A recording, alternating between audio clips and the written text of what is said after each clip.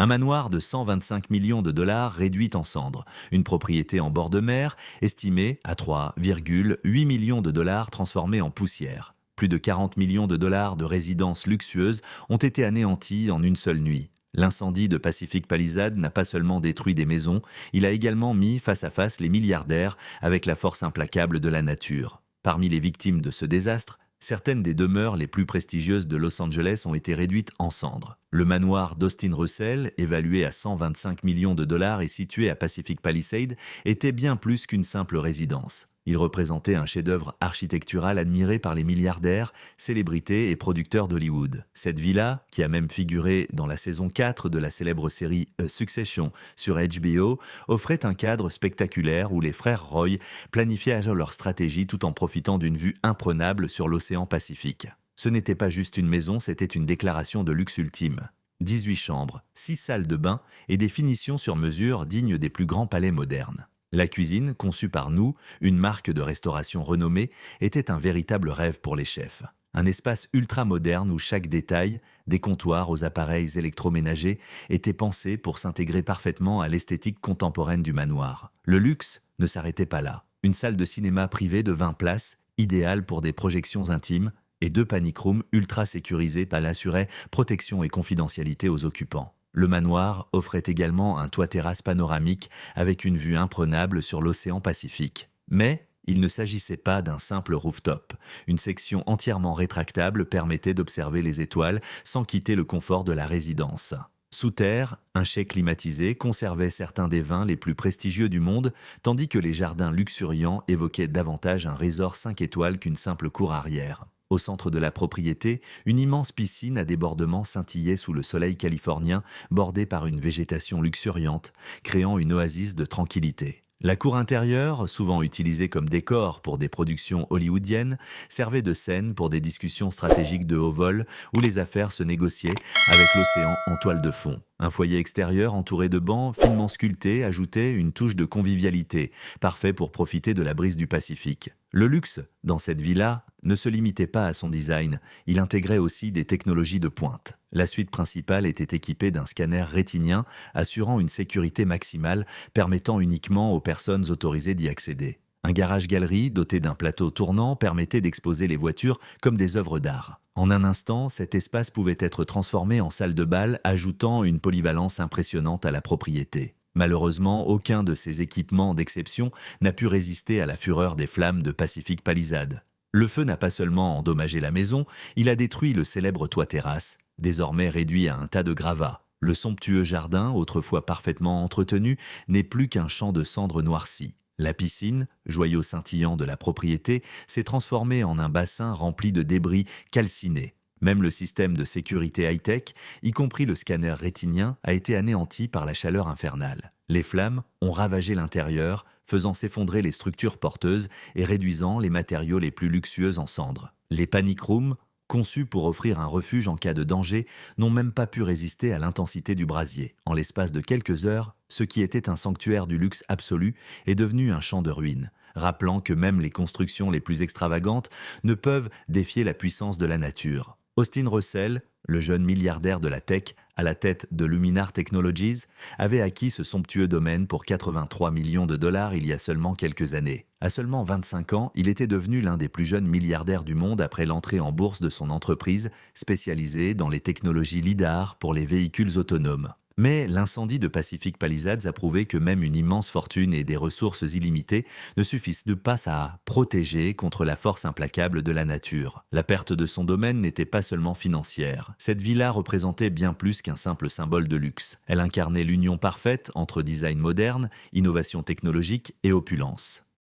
Aujourd'hui, il ne reste plus qu'une coquille calcinée, un vestige silencieux rappelant qu'aucune somme d'argent ne peut défier totalement les éléments. Carbon Beach, l'iconique Billionaires Beach, ravagé par les flammes. L'incendie ne s'est pas arrêté à Pacific Palisades, il a poursuivi son chemin dévastateur jusqu'à Carbon Beach, l'un des endroits les plus exclusifs de Malibu. Surnommée Billionaires Beach, cette plage légendaire longe la Pacific Coast Highway et abrite certaines des propriétés les plus luxueuses du monde. Parmi ses résidents, On retrouve des magnates de l'immobilier, des producteurs hollywoodiens et des entrepreneurs de la tech, tous attirés par la combinaison parfaite de confidentialité, luxe et panorama à couper le souffle. Mais en janvier 2025, le feu de Palisade a balayé cette enclave privilégiée, réduisant des villas à plusieurs dizaines de millions de dollars en cendres. Des rangées entières de propriétés ont été anéanties, leurs structures effondrées, laissant derrière elles un paysage de poutres fumantes et de ruines carbonisées s'étendant jusqu'à l'horizon. Sur les réseaux sociaux, des images et vidéos ont rapidement circulé,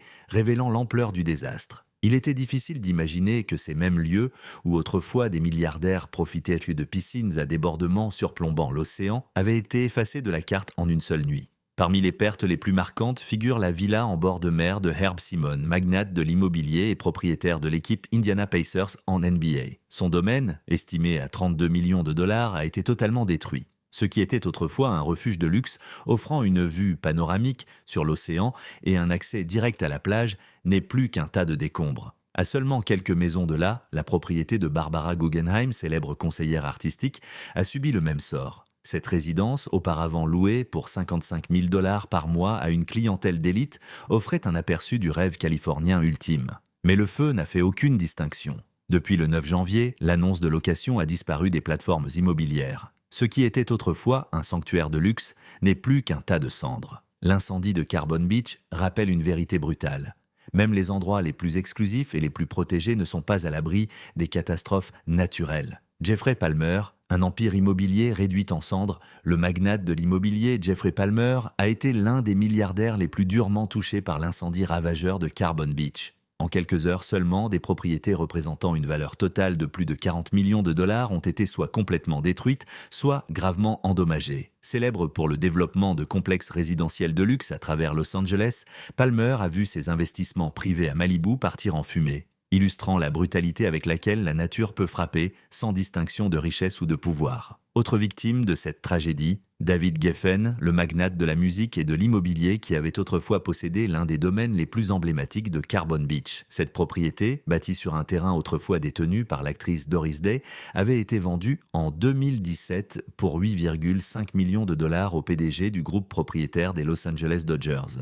Mais aujourd'hui, cette somptueuse villa, avec son architecture imposante et ses équipements ultramodernes, a disparu sans laisser de traces, laissant place à un vide béant donnant directement sur l'océan. Ironie du sort, l'escalier public jouxtant la propriété, élément central d'une bataille judiciaire que Geffen avait menée pendant des années pour préserver son intimité, reste debout, défiant les ruines et soulignant l'imprévisibilité des ravages de l'incendie. Le feu n'a pas épargné les propriétés liées à d'autres figures influentes. Parmi elles, Moyes Emis, créateur de mode de renom, et Gerald Schwartz, milliardaires canadiens, ont tous deux subi des dégâts considérables sur leur résidence. Même une grande société de gestion de patrimoine, spécialisée dans les investissements pour des familles ultra-riches, possédant des actifs nets dépassant les 100 millions de dollars, n'a pas été épargnée. Les domaines exclusifs qu'elle détenait sur cette plage ont été réduits en cendres, soulignant une réalité implacable.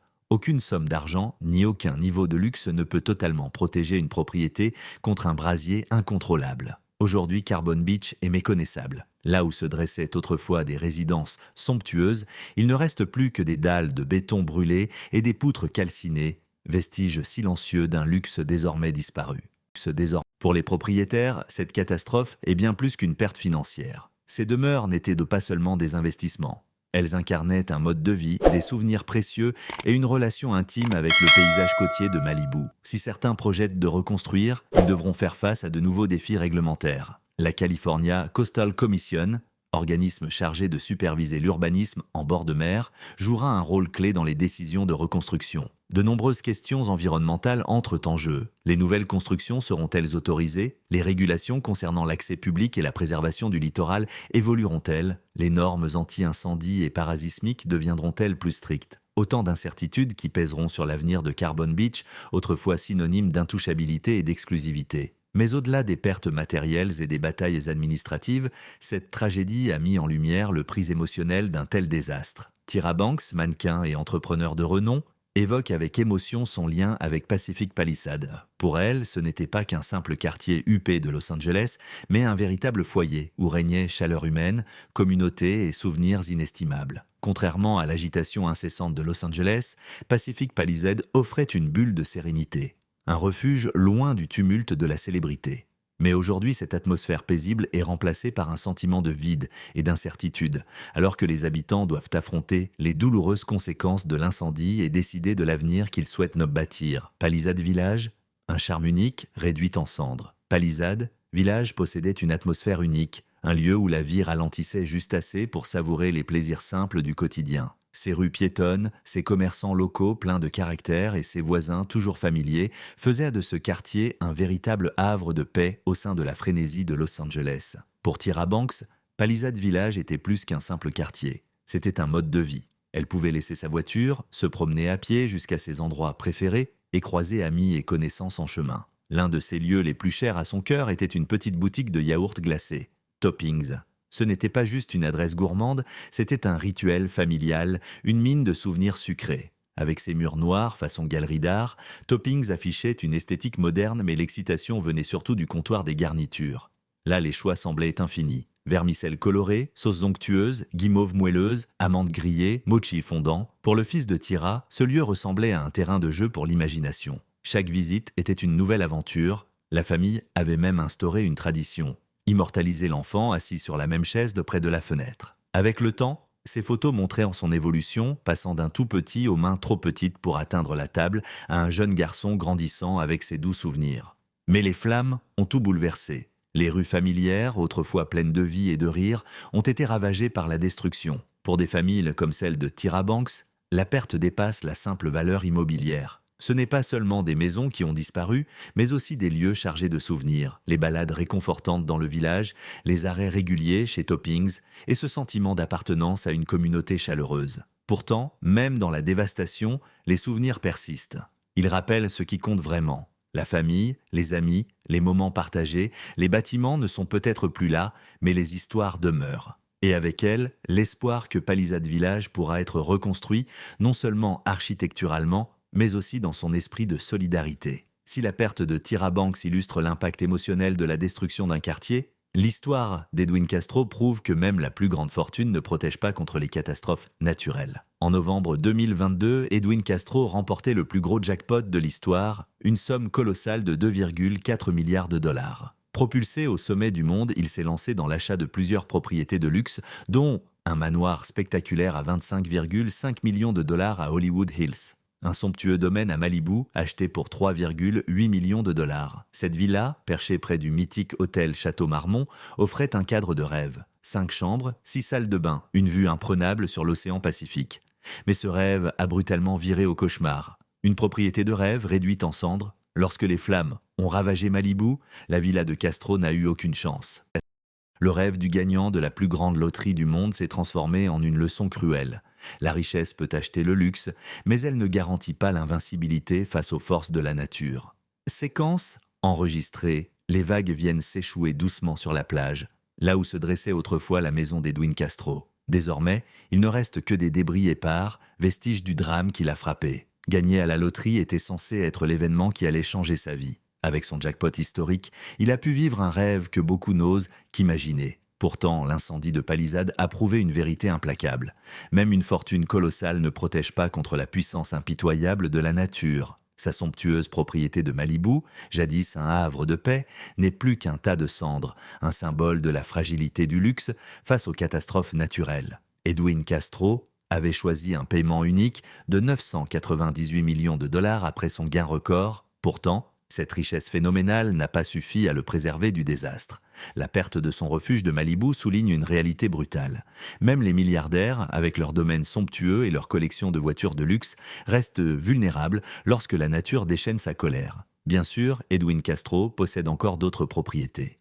Mais perdre une maison qui représentait un lieu de repos personnel, un espace de tranquillité, est une épreuve émotionnelle dévastatrice. Comme tant d'autres victimes de ces incendies, il doit maintenant reconstruire non seulement sa propriété, mais aussi le sentiment de sécurité et de paix qui l'accompagnait. Edwin Castro n'était pas le seul à voir sa somptueuse retraite incendiée. Attendez de découvrir l'histoire de Lupita Nyong'o, l'actrice oscarisée, qui a dû vivre un exil forcé à cause des flammes dévastatrices. Les incendies de Palisade ont prouvé que même les plus grandes stars d'Hollywood ne sont pas à l'abri. Lupita Nyong'o, célèbre pour ses rôles dans Black Panther et le film d'animation The Wild Robot, a récemment confié qu'elle avait dû quitter sa maison de Los Angeles à cause des feux de forêt. Dans un podcast récent, Lupita Nyong'o a décrit son expérience comme étant à la fois humiliante et bouleversante. Je ne peux pas rentrer chez moi, a-t-elle déclaré, avant d'exprimer sa gratitude envers les amis qui l'ont aidée dans cette épreuve. L'actrice a même fait un parallèle troublant avec The Wild Robot, où une forêt en flammes détruit la vie des personnages. C'est trop réel en ce moment. Je pense que je pourrais vraiment digérer cette scène du film dans 5 ans, a-t-elle avoué. Pour l'instant, l'état de sa maison reste incertain. Si elle n'a pas été entièrement détruite, les dégâts sont tels qu'elle ne peut plus y vivre. Lupita Nyong'o n'est pas seule. De nombreuses autres célébrités ont été contraintes de fuir face à la menace des incendies. Mark Hamill, Mandy Moore et Adam Brody font partie de ces personnalités qui ont dû évacuer en urgence, laissant derrière elles un foyer en péril. Les feux de palissade rappellent brutalement que la célébrité et la fortune ne garantissent pas l'invulnérabilité. Face aux flammes, tous sont égaux, contraints d'affronter la peur, la perte et l'incertitude du lendemain. Los Angeles en flammes, une tragédie qui dépasse le luxe. Lorsque les incendies ont ravagé certains des quartiers les plus exclusifs de Los Angeles, plus de 30 000 personnes ont dû être évacuées en urgence. Au total, plus de 12 000 structures ont été détruites, laissant derrière elles des cicatrices profondes qui mettront des années à guérir. Le chaos provoqué par ces incendies n'a pas seulement affecté les résidents. Même l'industrie cinématographique s'est retrouvée paralysée. L'Académie des arts et des sciences du cinéma a reconnu l'ampleur de la catastrophe dans un mémo officiel promettant d'honorer la résilience de Los Angeles lors de la prochaine cérémonie des Oscars. Pour Lupita Nyong'o, cette catastrophe n'est pas qu'une simple actualité tragique. Son expérience personnelle avec l'évacuation forcée met en lumière la face cachée de la vie hollywoodienne. Son déplacement soudain rappelle que même les existences les plus glamour peuvent être bouleversées sans préavis.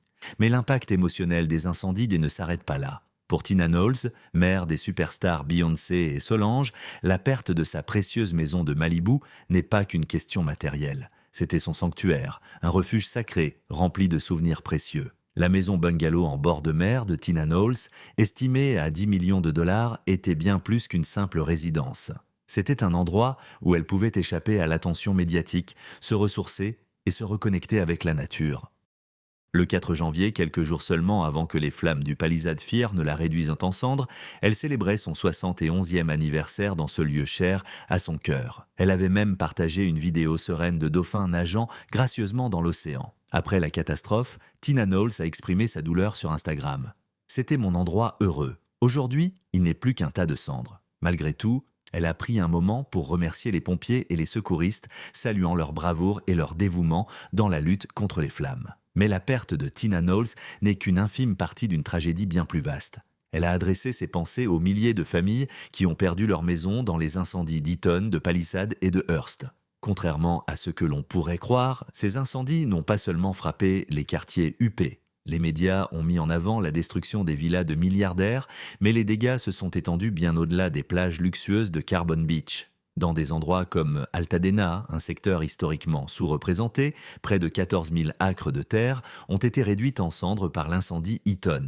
Ces quartiers abritaient des familles de toutes origines qui aujourd'hui se retrouvent sans toit du jour au lendemain. Los Angeles en ruine, une ville à reconstruire. Les incendies de Palisade ont prouvé que personne n'est à l'abri. Que l'on vive dans une propriété à plusieurs millions de dollars ou dans une maison plus modeste, la nature ne fait pas de distinction. Des milliers de familles, des célébrités aux travailleurs du quotidien, doivent maintenant reconstruire leur vie. Ce drame nous rappelle que la véritable résilience ne réside pas dans la richesse, mais dans la solidarité et la capacité de se relever après une tragédie. Un incendie ne se résume pas à une incommodité temporaire. Pour beaucoup, c'est un événement bouleversant qui redéfinit leur existence. Ce n'est pas seulement la perte d'une maison, mais celle d'une stabilité, d'une histoire et de souvenirs, parfois transmis à travers plusieurs générations. Dans des quartiers comme West Hills et Sylmar, les flammes ont semé le même chaos. Des milliers de résidents ont dû évacuer sans savoir s'ils retrouveraient quelque chose en revenant. Les centres d'hébergement d'urgence ont été débordés de familles cherchant un toit, leurs biens réduits à ce qu'elles pouvaient emporter dans une voiture. Alicia Victoria Lozano, journaliste pour NBC, sait exactement ce que cela signifie. Sa propre maison familiale a été détruite dans l'un des incendies. Elle résume parfaitement cette réalité brutale. Les incendies ne se soucient pas de savoir si vous vivez dans une villa ou un studio. Quand ils viennent vous chercher, nous sommes tous égaux. Ce sentiment a résonné dans tout Los Angeles. Peu importe la richesse ou la classe sociale, les habitants ont dû affronter la même peur dévorante de tout perdre. Pour certaines familles, les incendies ont réduit des décennies de souvenirs en cendres. Ceux qui vivaient d'un salaire à l'autre se retrouvent devant un défi insurmontable.